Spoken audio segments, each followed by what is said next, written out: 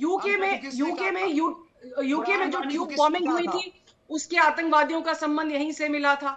हाफिज सईद इनके यहाँ सार्वजनिक तौर पे घूमते हैं जिसपे $1 करोड़ का इनाम है।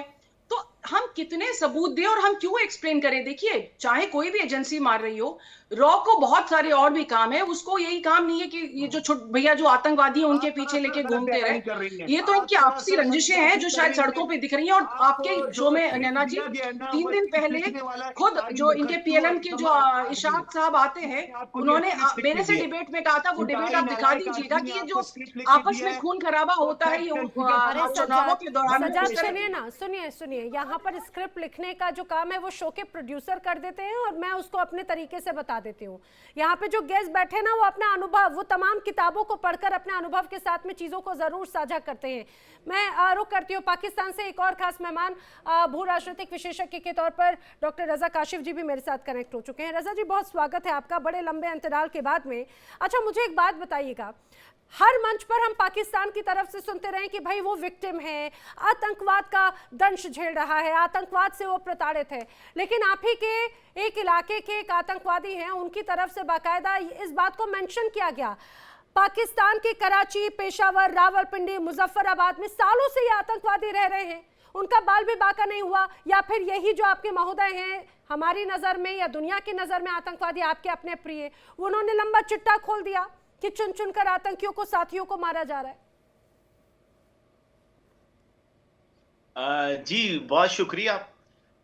बुनियादी बात यह है कि अगर हम आतंकवाद की बात करें, आप सही कह रही थी अभी कि रॉ के पास इतना टाइम नहीं है कि वो किसी और मामले को बताए।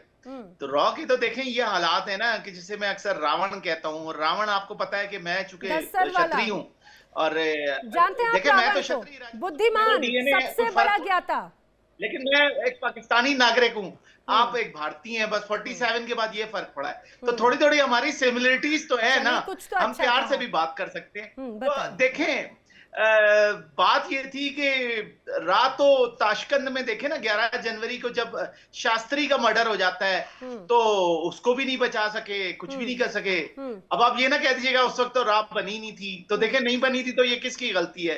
रावण तो था ना, 1000 साल पहले आ गया था। तो अब फैक्ट को अच्छे तरीके से चले और बजाय ये ब्लेम गेम करने के मैं कहूंगा जी इंडिया करता है, इंडिया के पाकिस्तान करता है, हमें अच्छी अच्छी बातें करनी चाहिए, कोई पॉजिटिव आगे की तरफ बढ़ना चाहिए। ये कब तक हम चलाएंगे? देखिए, आपने आखिर कितनी देखिए हमारा खूबसूरत बात डीएनए कही राजा एक काशिफ ही जी, है ना। आपने मैं कितनी भी देखें खूबसूरत बात जितने कही। अगर देखिए, आपका आपने डीएनए कहा मुस्कुराते हुए या फिर अच्छे से बात कर, मुझे यही अंदाज सबसे अच्छा लगता है। इतने गंभीर विषय को भी आप इतनी खूबसूरती के साथ में मुस्कुराते हुए पेश करते हैं, इतने गंभीर मसले को भी, जो मतलब क्योंकि पाकिस्तान के लिए तो आतंकवाद सबसे बड़ा दंश रहा। आतंकवाद की धरती अगर पाकिस्तान को कहा गया और वहां पर अगर वो उसी चीज को लेकर परेशान है, आपने कितनी खूबसूरती से उस परेशानी को स्वीकार भी किया। और आपने ये भी कहा कि अगर जिस समय शास्त्री जी की अगर हत्या की गई उस समय रॉ मौजूद नहीं था तो होना चाहिए था। अब जो था वो तो नहीं पता, मौजूदा वक्त में आपने उस परिस्थिति को भी बड़े अच्छे से बता दिया।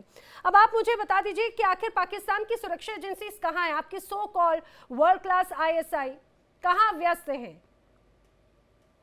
अच्छा, ये बड़ा अच्छा सवाल आपने किया कि पाकिस्तान की सुरक्षा एजेंसी, इंटेलिजेंसीज जिनको आप कहते हैं वो कहाँ होती हैं। तो देखें, ये सवाल तो फिर 9/11 के वक्त भी बनता है कि अमेरिकन CIA कहाँ थी जब आके जहाज टकरा गए। जो दुनिया में अमेरिकन CIA सब कुछ करती है वो उसका पता ही नहीं था। तो ये बात नहीं होती। इंटेलिजेंसियों की भी एक रिसोर्सेज होती हैं, वो आगे जाके दे देती हैं। अब गवर्नमेंट के ऊपर है कि वो उसको कितना स्वीकार करते हैं, उसके ऊपर कितना अमल करते हैं। ये चीज नहीं होती।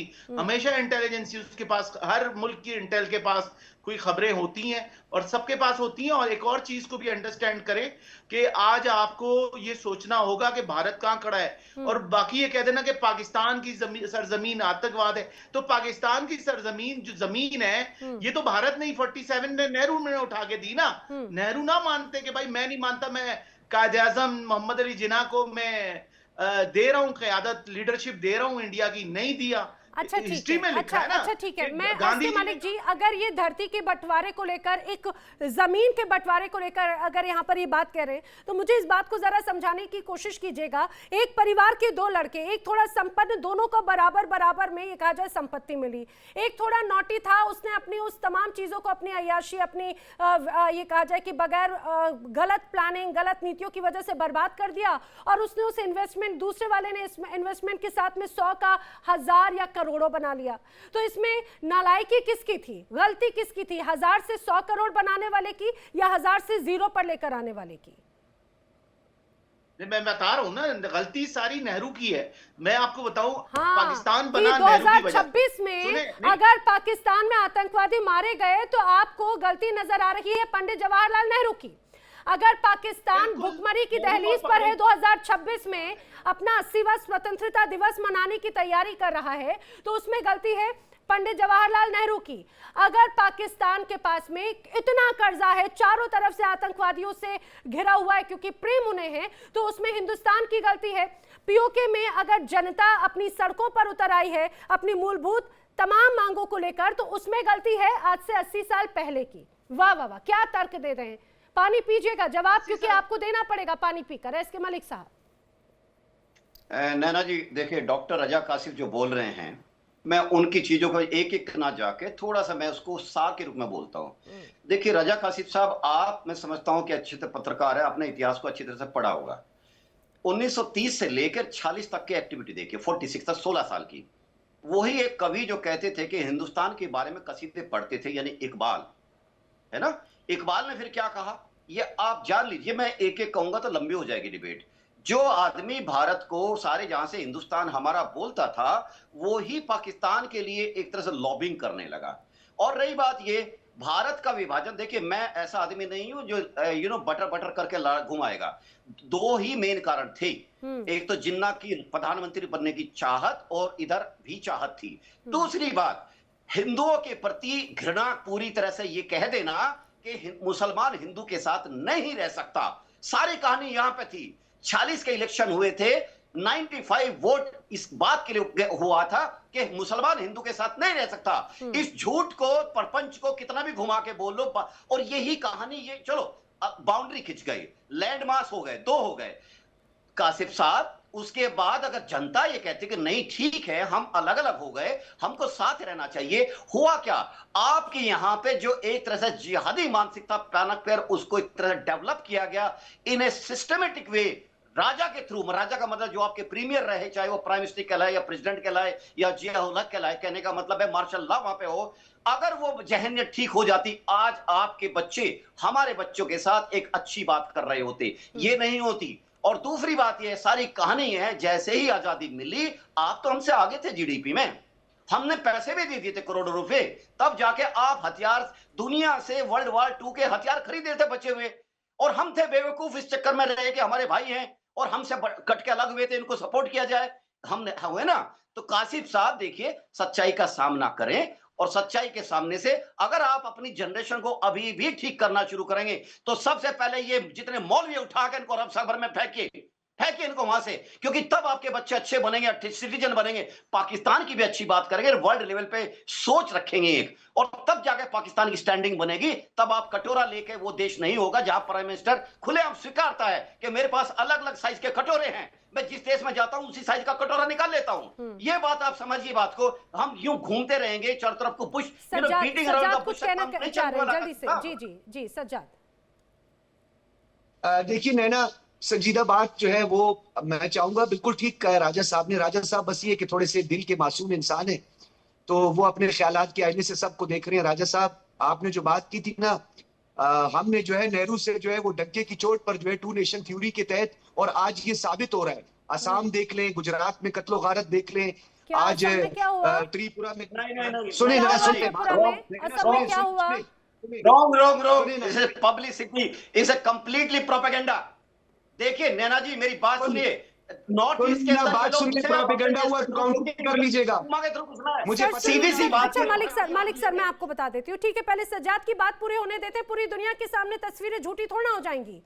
अगर ये सुनी सर नॉर्थ ईस्ट का जिक्र करते हैं, कितना शांतिपूर्वक तरीके से वहां पर इलेक्शंस हो जाते हैं, खूबसूरती के साथ में लोग अपनी बात को रखने के लिए सड़कों पर भी आते हैं और उनकी बातों को सुना जाता है। सुप्रीम कोर्ट से लेकर मीडिया से लेकर सरकारों तक उनकी आवाज पहुंचती है। पाकिस्तान के हुक्मरानों में इतनी हिम्मत है क्या?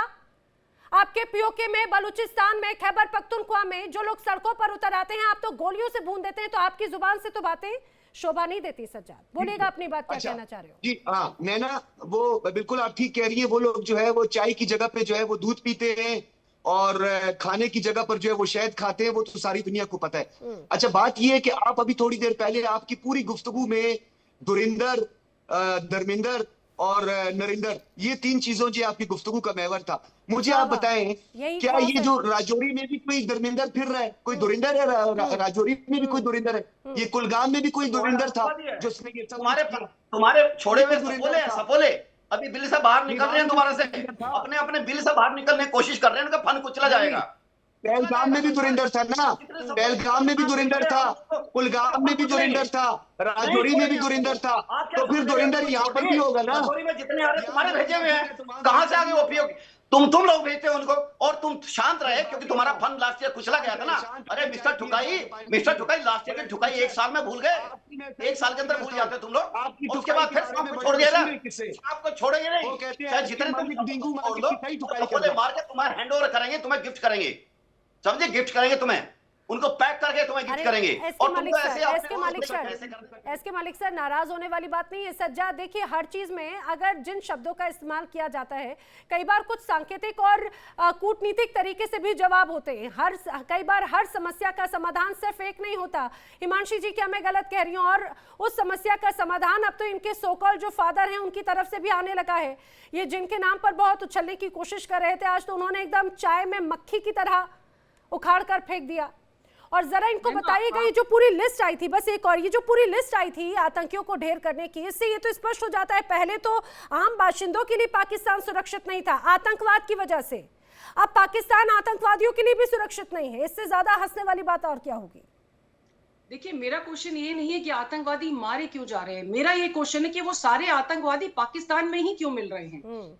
जब इनके यहाँ पर इनका जो एक स्टेटमेंट आता है कि अगर बलोच कोई भी विद्रोह होता है तो उसको कहती है फितना हिंदुस्तान है, अगर टीटीपी कहीं कुछ करती है तो कहते हैं कि फितना अल ख्वारिज है, यानी उसको कहीं ना कहीं भारत से जोड़ने की कोशिश करते हैं। इनके इलेक्शन चल रहे हैं, अब जो बेसिक नीड्स को लेके इलेक्शन शुरू हुए थे वो अब बिल्कुल राइट्स में बदल गए हैं। आपने जो एक मेन उसमें कंटेस्टेंट थे जेएसी, उसको आपने कर दिया बैन।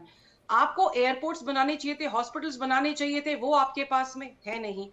आपके यहाँ पर जितने भी पॉलिटिशियंस हैं वो अपनी कुर्सी म्यूजिकल चेयर खेलने में लगे हुए, किसी ने आज तक कोई टर्म पूरा किया नहीं। और आज तो बिलावल भुट्टो का भी एक वीडियो आ गया जिसमें वो टिकटॉक करते हुए नजर आ रहे हैं। अब किसको वो धमकी दे रहे हैं पता नहीं, क्योंकि एक तरफ तो इनकी कुर्सियां जो है मिली भगत से बैठी हुए हैं ये सेंटर में, अब यहाँ पर एक दूसरे आ गई तो आईएसआई है। मजेदार बात ये आईएसआई का चुनाव आप रही है, हर बात में जो आईएसआई को पाकिस्तान ने बैन कर दिया है, क्योंकि अल जजीरा रिपोर्टिंग कर रहा था जो चुनाव चल रहे हैं जिसमें कि लोग वोट डालने ही नहीं आ रहे हैं। राजौरी में आ गए तो आईएसआई, पहलगाम में आ गए तो आईएसआई, कुलगाम में आ गए तो आईएसआई। तो जहां का मुद्दा हो, आपका नाम बुखारी साहब, आपका नाम कर्नल हिमांशी है क्या? सवाल तो कर्नल हिमांशी से कहा गया है, तो आप कर्नल हिमांशी को जवाब देने दें, कृपया वेट करें अपने जवाब देने का। मेरे से सवाल पूछा गया तो मुझे जवाब देने दीजिए, आपका टर्न आएगा। देखिए इंडिया डेली 24/7 अब आपकी स्मार्ट टीवी पर। इंडिया डेली मौजूद है सभी डिजिटल प्लेटफॉर्म पर लाइव और लगातार। इंडिया डेली 24/7 हर दिन राष्ट्र को समर्पित।